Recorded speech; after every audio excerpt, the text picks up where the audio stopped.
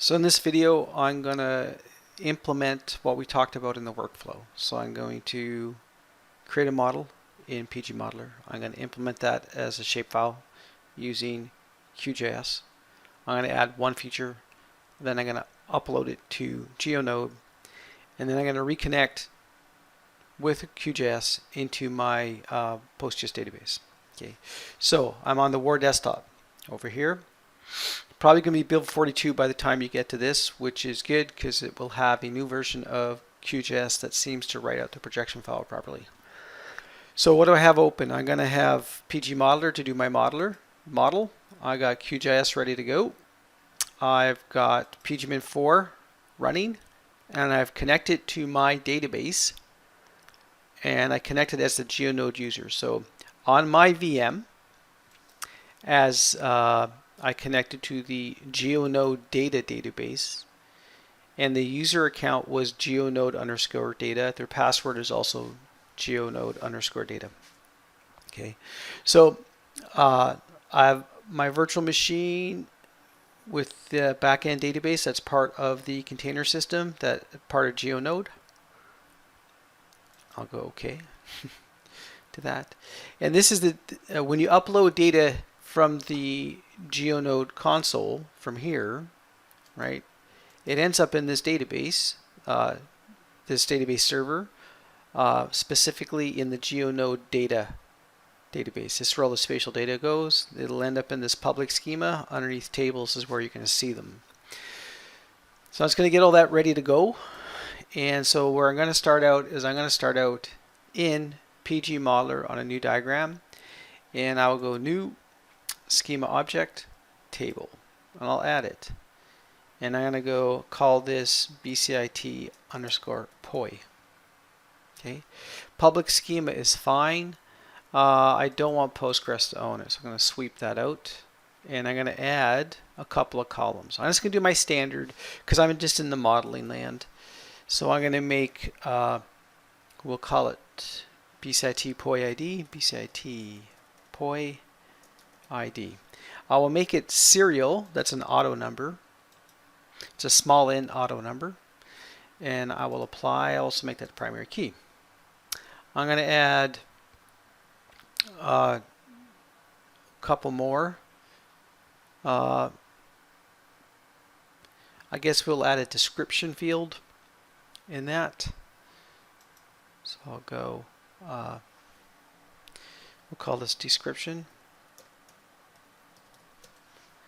and I'll make it a varchar,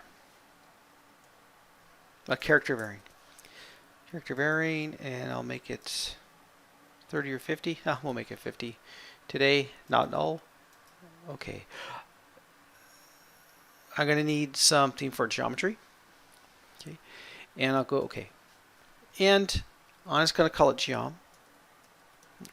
The system might change this along the way, and it's good to know what it's going to do. GEOM, I guess I'll just type it in here.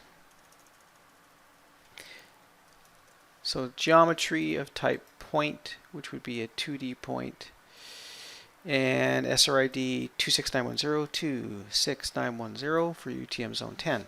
Looks good so far, and I don't want it to be null. Apply. And I'll go apply.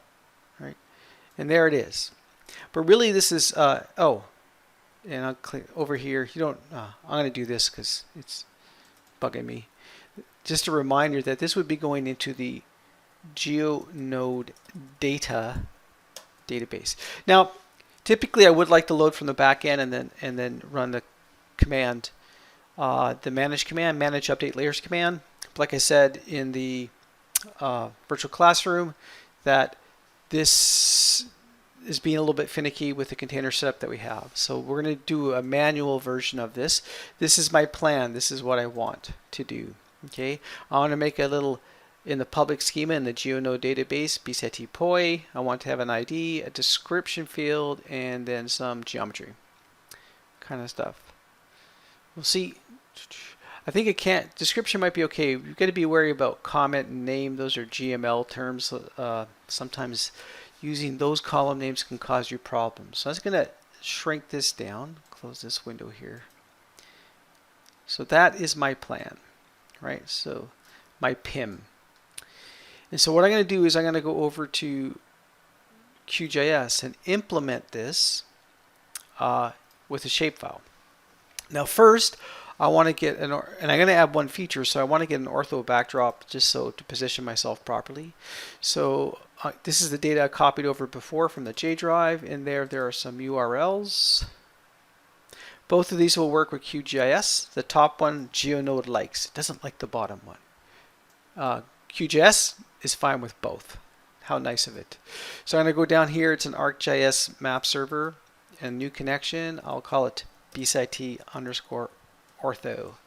And I will drop in that URL and go OK. And expand it. Yeah, BC, yeah, this is the 1TIFF file. I'll go OK, and we're UTM zone 10. This is UTM zone 10 as well. And that I'm gonna just pop in here, SW3 connector. Where is it there? Zoom in on this little courtyard here for now. Now what I want to do is create a shapefile that will implement my PIM concept here, so my platform independent model. So I'm going to go over, and I'm going to go over to my Z drive, and var GEOM 6110. I'll go to my mod, that's 5, sorry, 6110. I'll go to my demo directory, and that. I might make a new folder here just to organize things. I'll call it BCIT_POI, right? Matching the name here. In that, I'm using a directory because the shapefile dataset has 3 to 4 files. 4 files if you want the projection. So I'm going to right click on the directory and make a shapefile with the same name in that. So shapefile, go up here and let's get this changed right away. Where this is BCIT_POI for point of interest.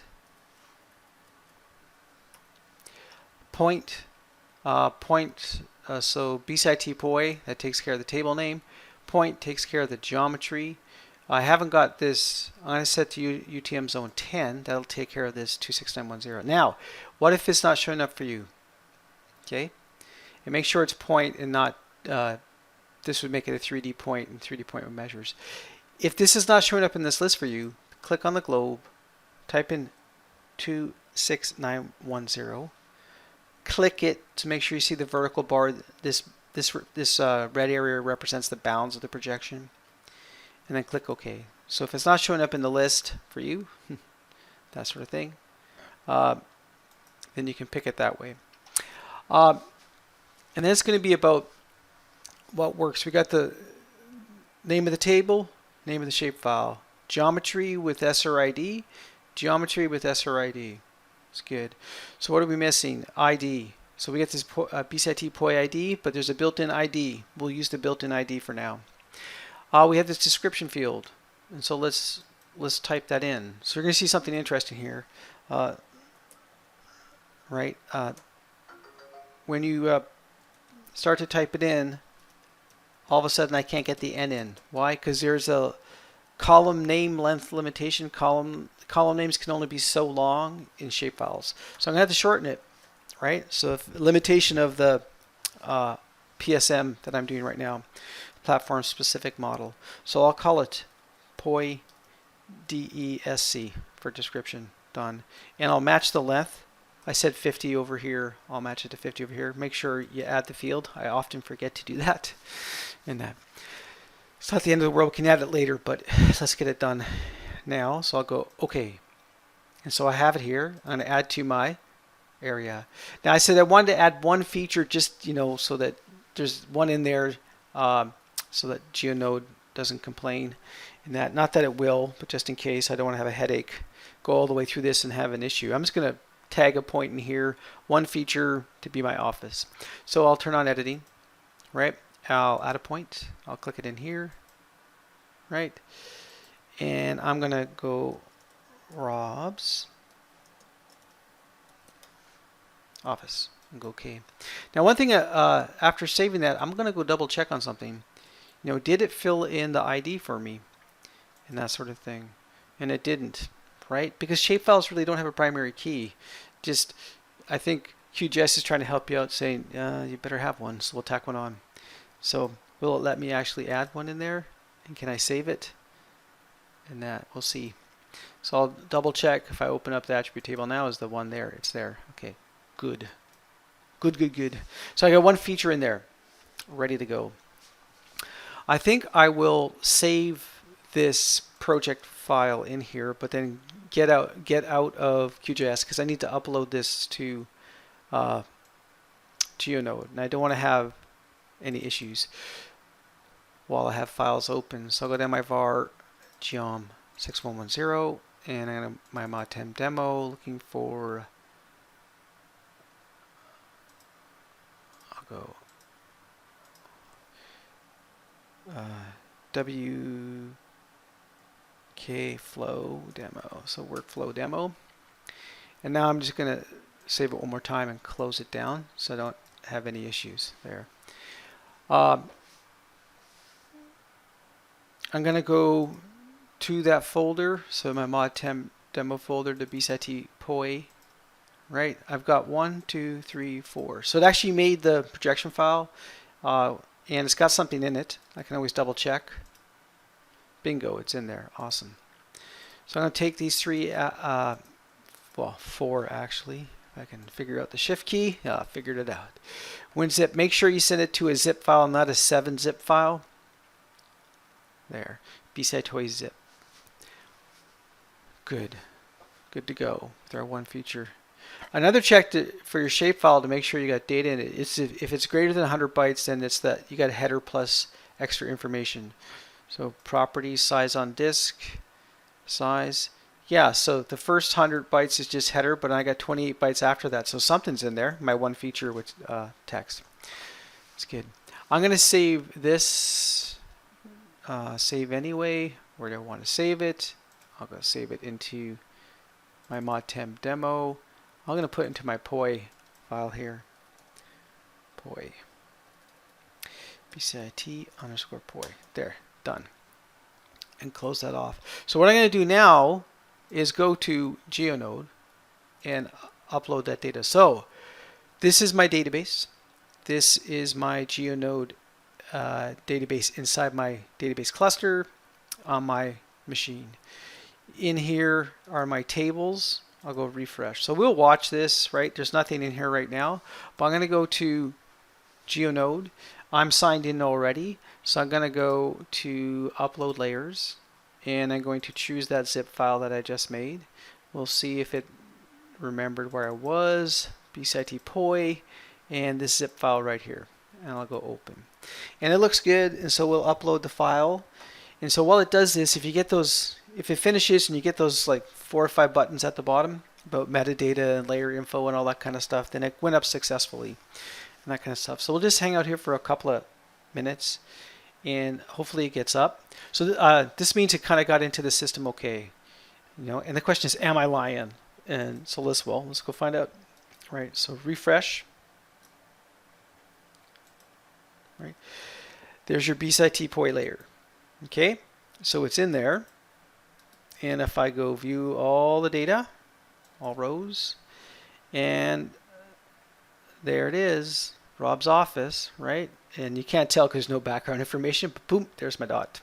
Okay, that kind of stuff. So it looks good right now. So I'm just going to leave that there. I'm also going to go over here on this list and go to GeoServer, and I will open in a new tab. Okay, and am I signed in? Doesn't feel like I'm signed in, right? So the default is admin for the username and GeoServer for the password here.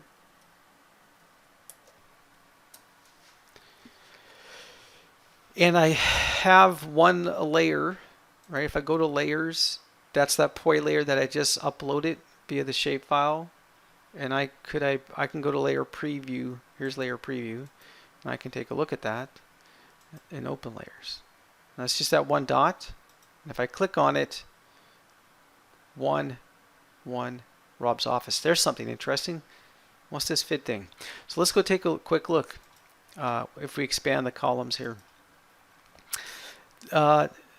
FID, is the PK. If we go back and if I re-execute this, right?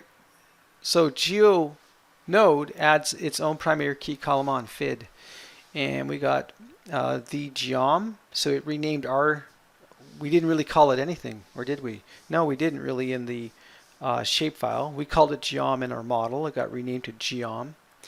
And there's this ID column that's just sitting there. And so I might actually drop that column. I don't need it now that it's in here. So I'm going to, under the hood, just kind of, I could drop that off. But we should be careful. I'm going to leave it alone for now in that. Yeah, I'm going to actually leave it alone. I'm going to leave it on there and not mess with it. I'll show you how to, if you really want it off, I can show you how to do that later. So I'll leave it there for now. But just notice that the system tag on its own primary key. Remember, this is a relational database, so every table needs to have a primary key. Shapefiles, there's no concept like that.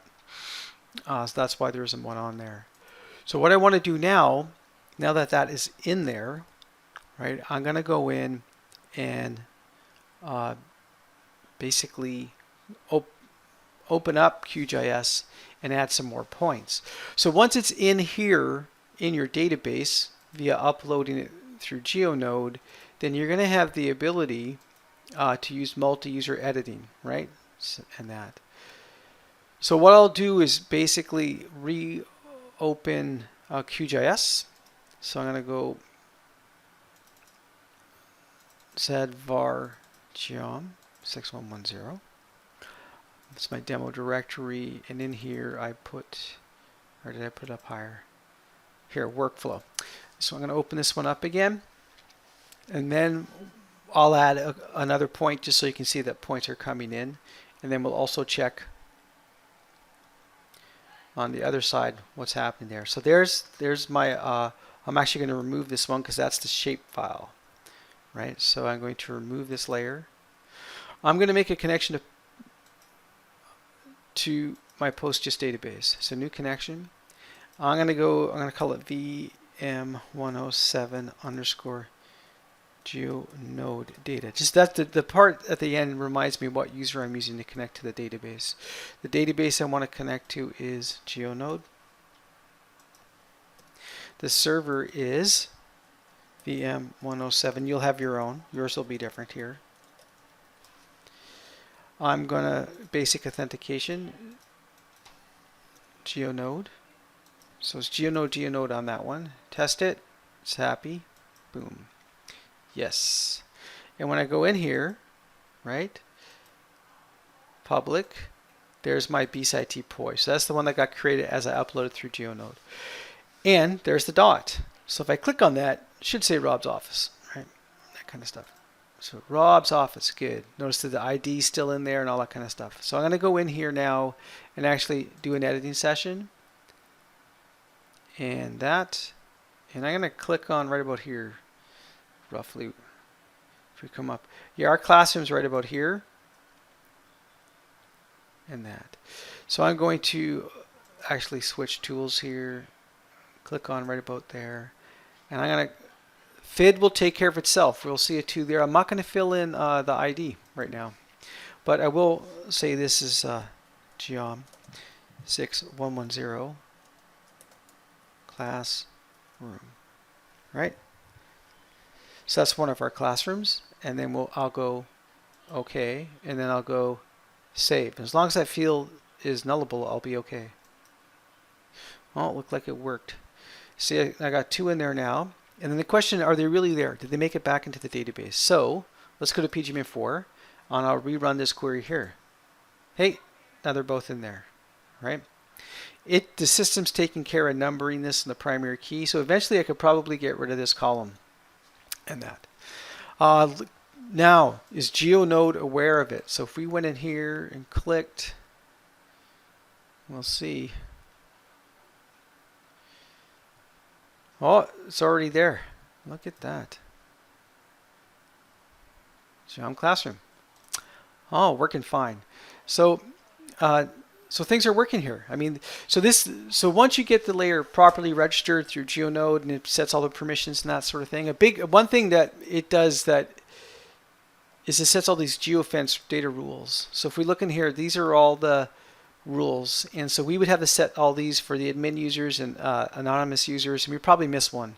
So it's better to go through the web interface, and then it takes care of setting all these permissions for you and also publishing the layers in that. Okay, so I think we're proved that we got it in there, and we can then access it once it's published, and all we're doing now is just basically adding more rows. Oh, there's that other one. More rows to the table. Okay, so for now, this concludes this video.